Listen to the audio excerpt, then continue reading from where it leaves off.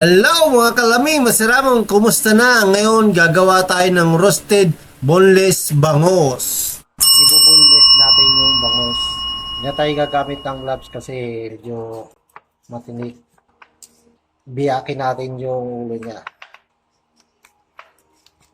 Itong pinaka-bone niya, ito yung tatanggalin natin. At lang natin yung dulo. Itong ano na to, tatanggalin natin. Dandahan lang para hindi sumama yung laman. Yan. Basa natin para yung mga dugo-dugo niya matangkal. Okay na siya.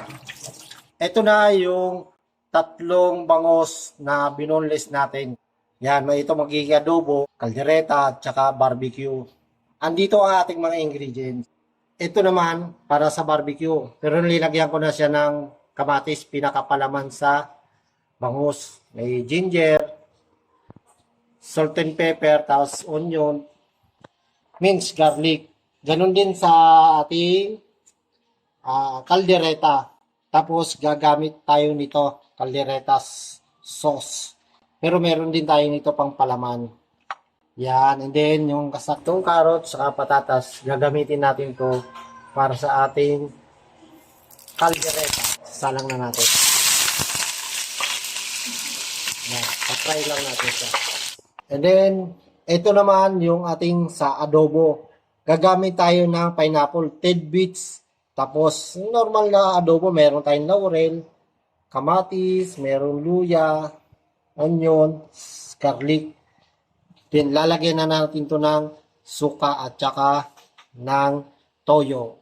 Yan, magmimix na tayo. Simulan na natin to. Ito na ang nagawa nating mga pangpalaman sa ating bangos boneless. Ito yung sa adobo, ito yung sa kaldereta, ito naman sa barbecue. Umpisahan muna natin sa adobo. Lalagay natin dito yung mga palaman. Dito sa adobo, nilagyan natin 10 bits. Ayan. Kasi ito mamaya, titira tayo ng konti para sa ibabaw. Ngayon, tatalian naman natin siya.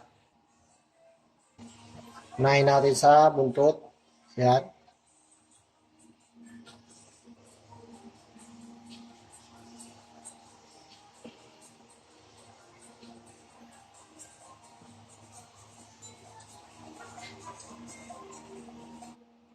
Tignan natin. Ito yung adobo. Tapos susunod natin yung kaldereta. Lagyan natin lahat. Ito pinakapalaman ng ating boneless bangus kaldereta.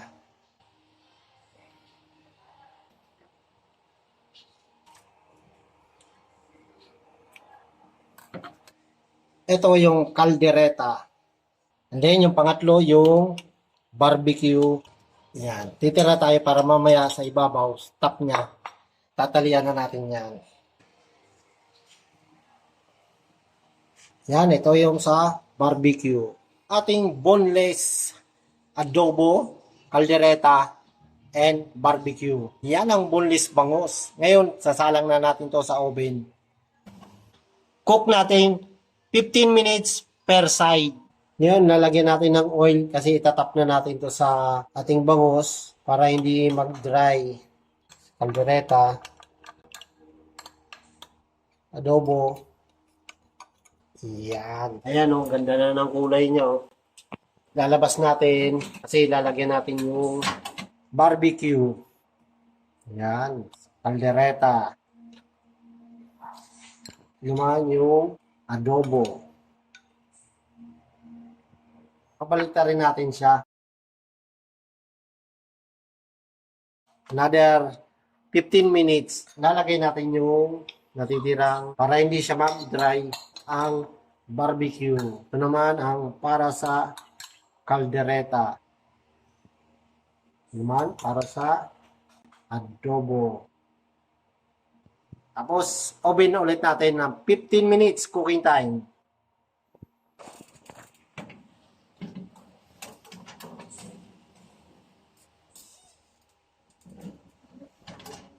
Yan, beautiful color. Ito na ang ating finished product ng roasted bango. Platings na tayo. Yan ang adobo. Lalagyan natin ng sauce. Kaldereta, barbecue. Yan ang kaldereta. Yan ang barbecue. Lambe, masiramo, kikima na. Adobo, kaldereta, barbecue, boneless, bangus.